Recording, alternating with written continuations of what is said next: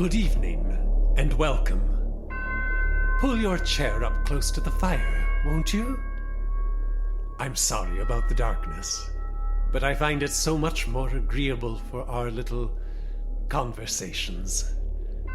The quiet of a dark house, the chill of the cemetery outside, the tightness of the straps holding you down to your chair. It's all so cozy. But the only thing that could make it more cozy would be... Ah, yes. Have you ever laid in your bed at night and heard a train whistle in the distance? Oh, there's nothing quite like it. That sound, more than any other, seems to offer the promise of travel and adventure. Yet there are few sounds more steeped in complete and total loneliness. There was once a railroad man who worked a very lonely post. But he was anything but lonely. Visitors kept coming to the man's tiny signal shack at the mouth of a tunnel. But unfortunately for him, they never came alone.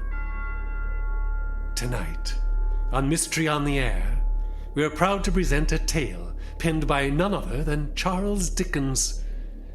Here is The Signalman.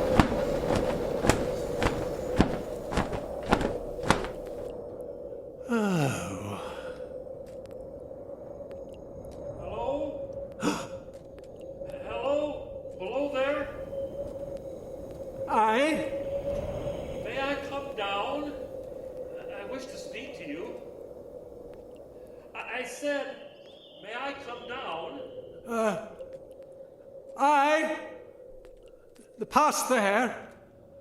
Come careful. It's slippery in the damp. I'll hold up my lamp. That's the best I can do for light. That's fine. There's daylight yet.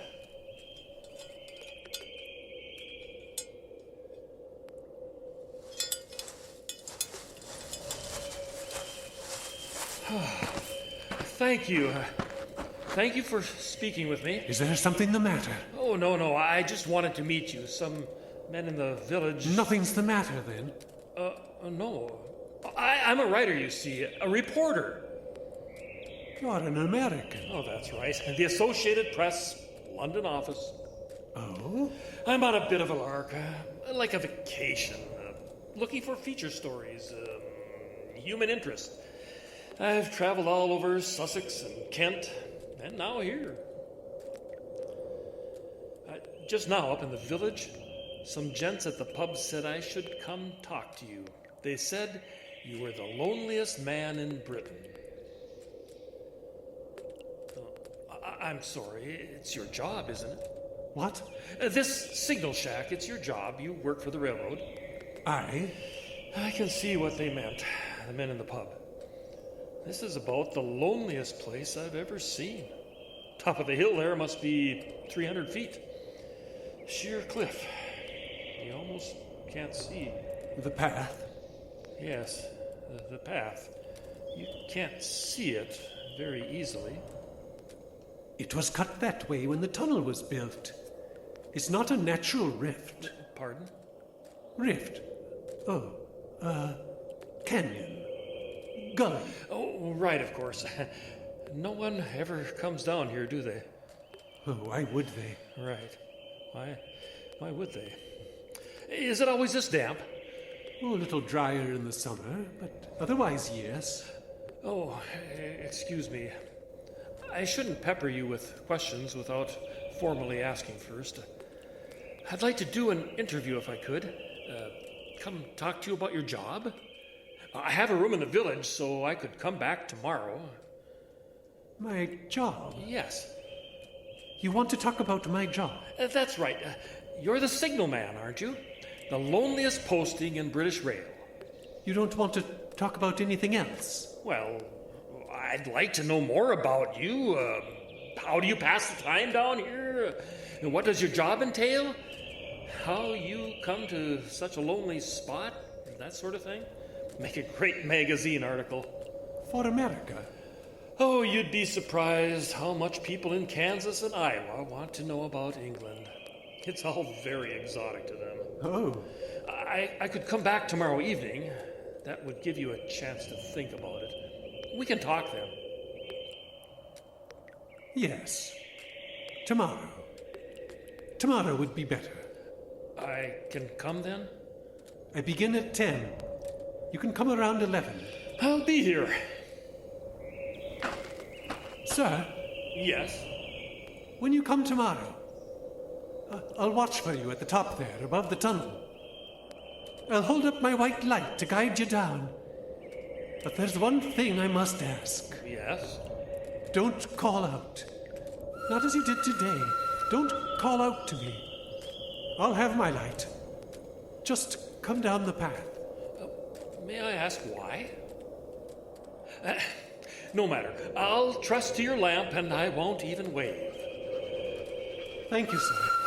Until tomorrow.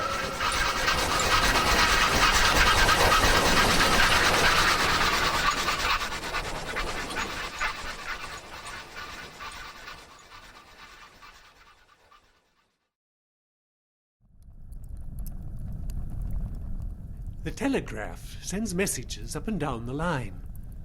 I'm alerted when a train's coming through the tunnel, at which point I take my flag outside and signal the all clear as she passes. Then I come back in here, mark the time, and send it down the line. That's how the stations know when a train is late or early, and that the line is safe and clear. Oh, is it dull, this job? Oh, sometimes. But I have books here, novels, a few magazines. I've even taken up lessons to better myself. Arithmetic. I never was much good with figures when I was in school. But there's time now. I even tried algebra. There was a time when... What? What is it? Do you hear something? Nothing. Oh, it's nothing. What was your question? Oh, you were telling me how you pass the time. What a lonely job this can be. Oh, it can be lonely, but it's good all the same, and vital even if it goes unnoticed. And not too dull? No. Oh, good Lord, sir, you make me think I might actually have meant a contented man. A what? A contented man. A man happy with his lot. There's few of them in Britain and almost none in my country. I suppose I was contented at one point. Forgive me, you keep looking at that bell. What does that do again? Do you not hear it? Oh, it's rung once or twice since I've been here. What does it do again? But now, just now, did you not hear it? No. Is something wrong? No. The bell. It's a message system. More immediate than the telegraph. 2 chimes, all's well from up the line. When the train passes through the tunnel, I send 2 chimes down the line to the next station. Oh, I see. I think the men in the village pub were right. You are the loneliest man in Britain. Something vexes you, doesn't it? What's that? There's something wrong. What is it? Oh, there's nothing wrong. I apologize. It's just I spend all my time talking to people, observing them. You get an instinct, you know. It's a trifle. Please, forgive me. I'm a nosy person. Occupational hazard. Could you tell me? It's nothing. I'd like to know everything. You can tell me. Tell you what, if you like, I promise to leave it out of the article. The article? I won't include it. What's the sense in telling you then? Well, there's the knowing. Like I said, I'm a nosy person. Nosy? Inquisitive. Last night, when you called down to me from the top of the hill, Yes. I took you for someone else. Ooh. I don't know exactly. Just someone I saw once. It was out there. Do you see the red light by the tunnel? Yes. There it was. One moonlit night about a year ago. I was sitting here when I heard a voice cry, "Hello, below there." Just as you did yesterday. I started up, looked from that door, and saw this someone else standing by the red light near the tunnel, with one arm covering his eyes like this, and the other gesturing frantically back and forth, and it called out. The voice seemed hoarse with shouting, and it cried, "Look out! Look out!" And then again, "Hello! Below there! Look out!" What did you do? I caught up my lamp, turned it on red, and ran towards the figure, calling, "What's wrong? What's happened? Where?" It stood just outside the blackness of the tunnel. I advanced so close upon it that I wondered at its keeping the sleeve across its eyes. I ran right up at it, and had my hand stretched out to pull the sleeve away, when suddenly it was gone. What do you mean? Weren't there no more. I was close enough to touch him, sir, and then he just wasn't there. I don't understand. Did he run into the tunnel? No, sir. I looked there first. Ran in for 50 yards, but there was no sign of anyone. I came back here and telegraphed both ways. An alarm's been given. Is anything wrong? But the responses came. All's well. Oh, I must have startled you yesterday. What? Yesterday, when I called from the top of the hill, I startled you. Oh, weren't your fault. But back to this, someone else. Surely you see what happened. It was a trick of the light, perhaps helped along by imagination. You were startled by someone. Oh, you don't believe me. Oh, don't get me wrong. It's a ripping good ghost story. I'm glad you told me. Ghost story? Yes, isn't it? Well, that's not the end of the story, sir. Oh, you saw the figure again. I'll come to that. But you have to know what happened next. Within 6 hours after I saw what I saw, a memorable accident occurred on this line. The dead and wounded were brought along through the tunnel. They laid some of them on the ground outside my shack. Oh, the screams were terrible. And the dead, those stretchers covered by white sheets, they were laid out in neat rows right under the red light near the entrance of the tunnel. Right on the spot where the figure had stood. Oh, I see. That must have been quite a shock. Oh, it was. And not the last one, either. There's more? Yes. Are you all right? Oh, forgive me, sir, but this is not easy to talk about. Besides, my duties. I understand. I'll go. Thank you, sir. But may I come back tomorrow night?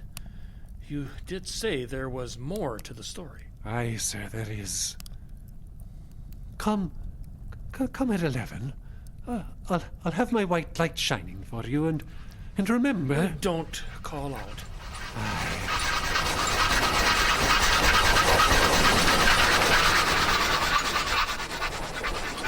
Mystery on the Air will return.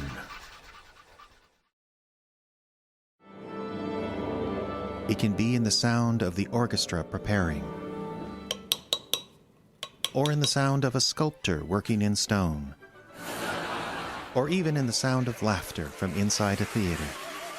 It is the sound of art being created, and for over 3 decades, the sound of art being created has rung loud and clear in northeastern Minnesota. The Arrowhead Regional Arts Council has been encouraging local arts development in northeastern Minnesota through grants and services for over 35 years. Every year, they give out more than $500,000 to local artists and arts organizations, and that helps create $40 million in revenue and jobs created. To find out more about our arts programs or how you can get involved, visit aracouncil.org. The Arrowhead Regional Arts Council, where the arts flourish, you thrive.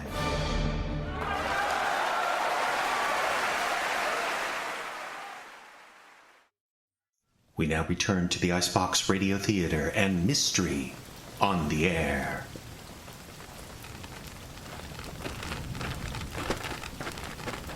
Well, here we are again. I have the fire going, and tea. Come.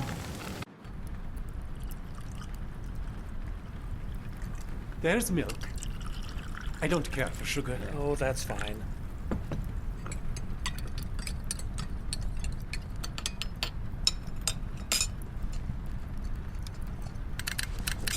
Excuse me.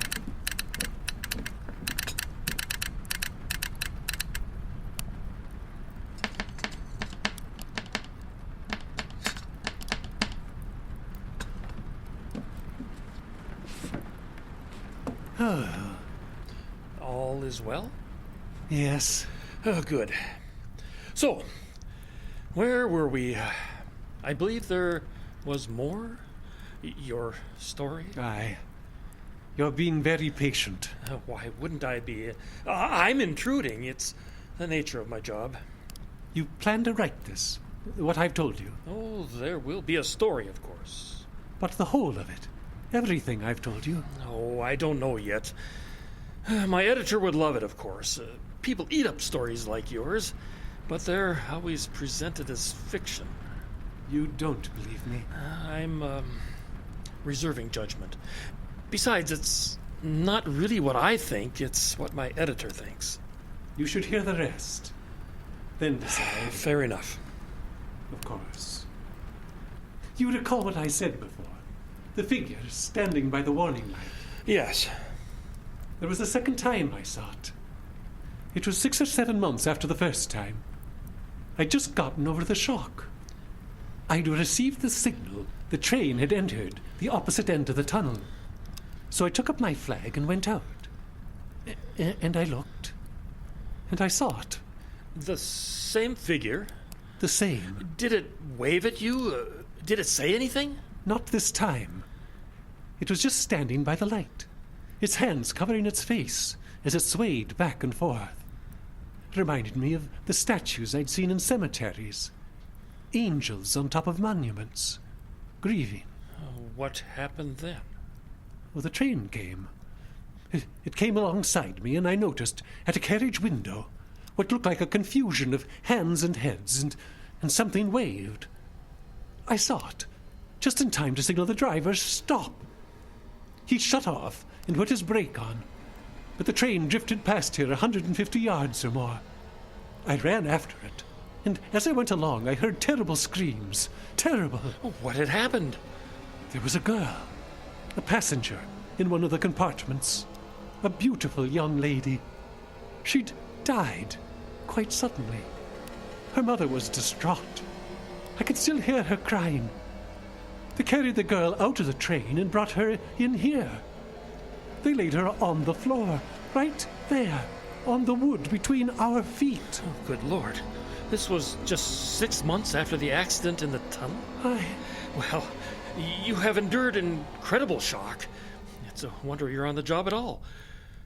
No wonder why you talk to me, though. I don't take your meaning.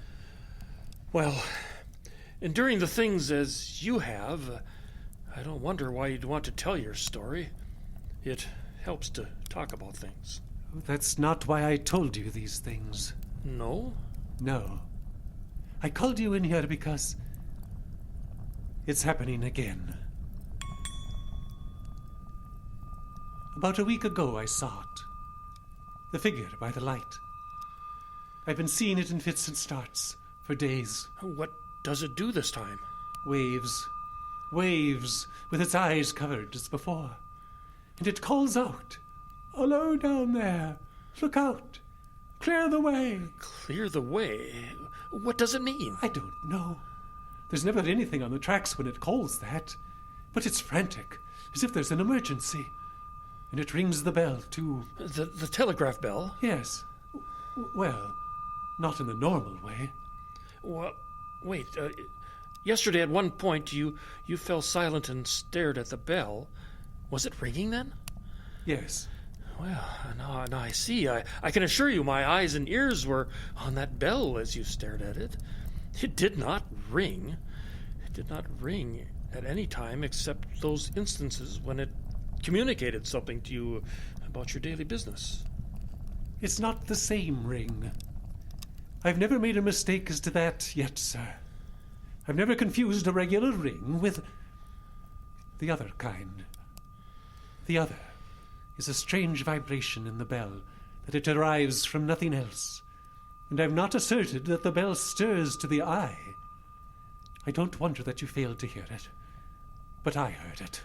Yesterday, when it rang, did you see it?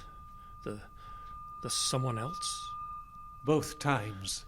Just as you described it? Aye. It stood by the light, its hands covering its face. Do you see it now? Outside? Under the light? Yes. Is it there?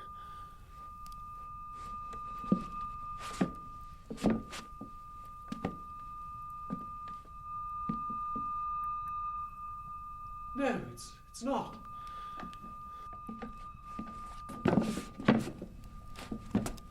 Do you see now why I agreed to talk to you?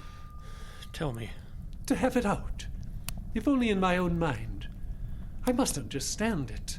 I must understand what the spectre means. What it means? What it's warning against. What is the danger? Where is the danger? Twice it appeared, and twice a dreadful calamity happened. Now it has appeared again. What is the calamity to be this time? I feel I must do something. But what? If I telegraph danger on either side of me, or on both, I can give no reason for it. I should get into trouble and do no good. They would think I was mad. This is the way it would work. Message. Danger. Take care. Answer. What danger? Where? Message. Don't know. But for God's sake, take care. They would displace me. What else could they do? Wait, please. Well, I will not, sir. I cannot. There must be something to do, if only to warn of the danger. I cannot do otherwise. I've been entrusted. Wait. This is all my fault. All my fault. They will have to discharge me. Sir, look at me, please. Please, that's it. Breathe slowly. Now listen. No one can be discharged for doing his duty. As I've been here talking to you, and as I've come to understand what your duties entail, I believe you have accomplished all that's been asked of you with efficiency and aplomb. Right? Correct? I would hope so. Right. Anyone who discharges his duty, who does what he is asked, must do well in life, you see. There's no cause to discharge you at all. Now, I do not know about this someone else that keeps showing itself to you, but it's not the concern of anyone but yourself. You said it offers no advice, no instructions as to how to prevent these tragedies. It is no one's responsibility that these things are happening, least of all yours. But the events, the accidents, it must be telling me for a reason. The accident in the tunnel, could you have prevented it? Well, it was a derailment. It's unclear anyone could have prevented it. And the girl in the carriage, how did she die? A heart ailment, I heard. So you couldn't have prevented that either, could you? I suppose not. Then why does the spectre show itself? I don't know. There may not even be a reason, but you mustn't blame yourself. You must keep a clear mind to do your job, right? Aye, there's sense in that. Oh, that's the signal. There's a train coming. I must... I understand. Would you like me to stay through the end of your shift? We could talk more. It might make you feel better. No, I couldn't ask that of you. Could I ask one thing, though? Well, anything. Talking it out in this way, it has done me good. Would it be an imposition to ask you to check in tomorrow? I'm on afternoons tomorrow. Oh, I'd be happy to. Will you still be on after supper? Say 7. That'll do fine, sir. Just fine.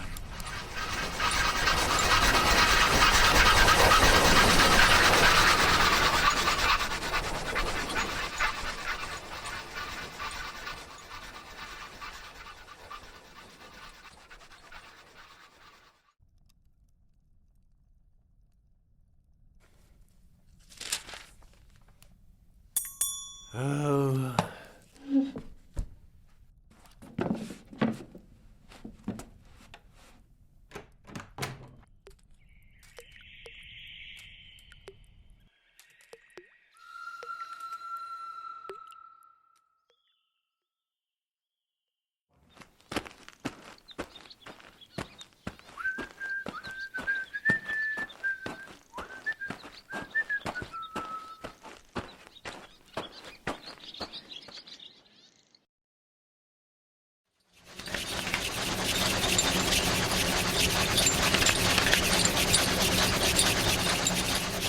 Speed good, Fred?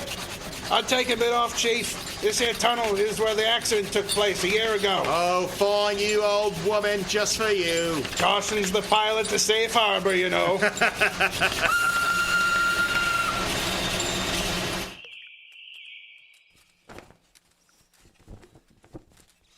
Oh.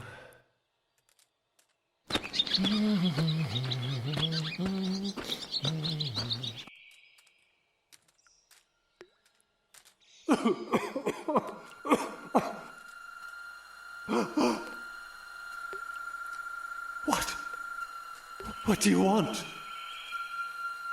Look out below. Clear the way.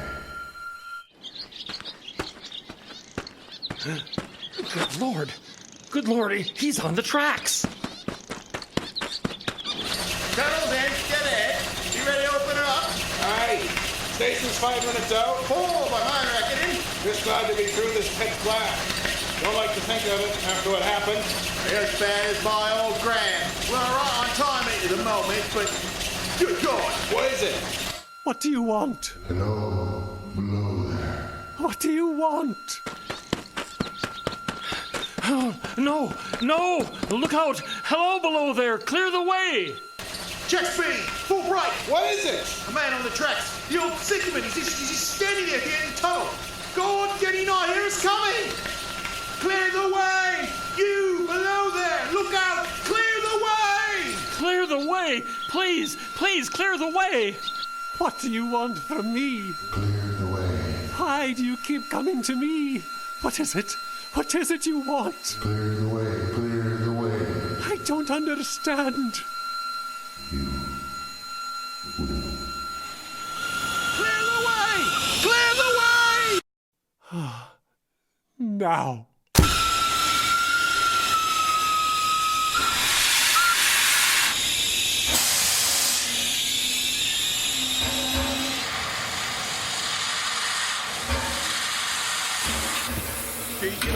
get out of the way. I didn't... Wait a second. Sir, could you please stand back? There's been a terrible accident. What happened? I don't... What happened? Fred is... Oh, God. Oh. Please, sir, could you stand back? There's been a... What do we do? Fred, get to the conductor and make sure the passengers stay on the train. We'll do. Did you know him, sir? Yes, What happened? I just interviewed him. Look, I was...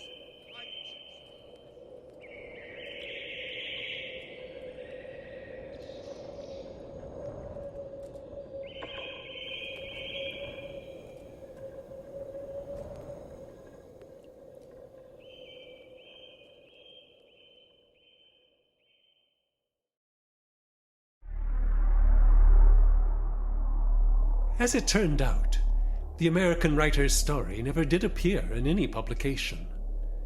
After the events of that day, the signalman was feeling a bit too run down to sign any releases. Oh, I agree. That last joke was definitely not up to our usual standards, and even they never rise higher than 6 feet under. The Signalman was based on the story by Charles Dickens, audio adaptation by Jeffrey Adams.